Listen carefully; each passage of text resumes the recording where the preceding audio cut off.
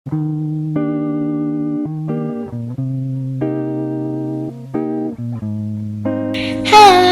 nama aku Aska Inaya dari kelas 11 IPS 4 dan aku bakal ngasih tahu apa itu pengertian mitigasi bencana menurut Undang-Undang Nomor 24 Tahun 2007. Jadi, mitigasi bencana adalah serangkaian upaya untuk mengurangi resiko bencana baik melalui pembangunan fisik maupun penyadaran dan peningkatan kemampuan menghadapi ancaman bencana. Itu dia jawaban nomor 1. Sudah mengerti? A. Tidak berada di lokasi dalam radius yang ditentukan. Yang B. Tidak berada di daerah lembah atau aliran sungai.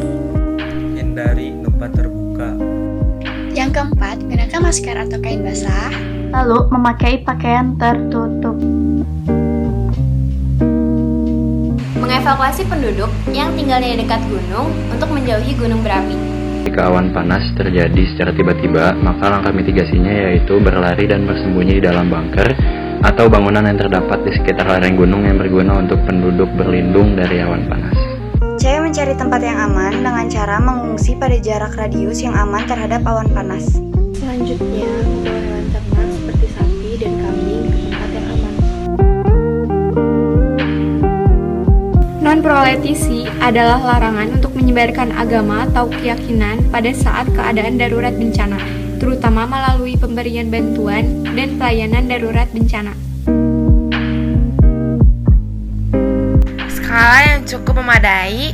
Pembuatan green belt di kawasan pantai. Penataan tata ruang. Pembuatan jalur dan tempat evakuasi sampai dengan sistem peringatan dini tsunami. Setiap pembangunan harus dilandaskan pada aspek-aspek pengurangan resiko bencana. Saat terjadi bencana, Gubernur sebagai Komandan Satuan Tugas Penanganan Kondisi Darurat dan didukung oleh Pangdam dan Kapolda sebagai wakilnya.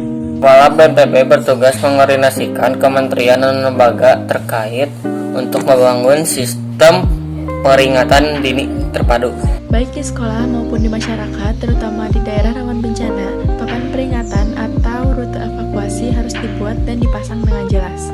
Perlu dilakukan simulasi dan pelatihan penanganan bencana secara berkala dan berkesinambungan. Mengurangi resiko terdampak yang ditimbulkan oleh bencana, terutama untuk penduduk, seperti korban jiwa, kerugian ekonomi, dan kerusakan sumber daya alam. Bisa digunakan sebagai landasan atau pedoman untuk perencanaan pembangunan. Untuk meningkatkan pengetahuan masyarakat dalam menghadapi dan mengurangi dampak atau resiko bencana, tujuannya agar masyarakat dapat hidup dan bekerja dengan aman.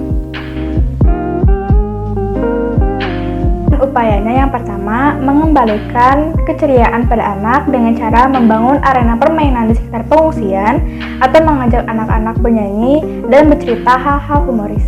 Mengembalikan kepercayaan diri pada anak.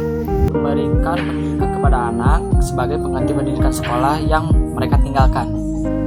Jangan biarkan anak menyendiri dan melamun, karena hal tersebut bisa menyebabkan anak semakin tertekan.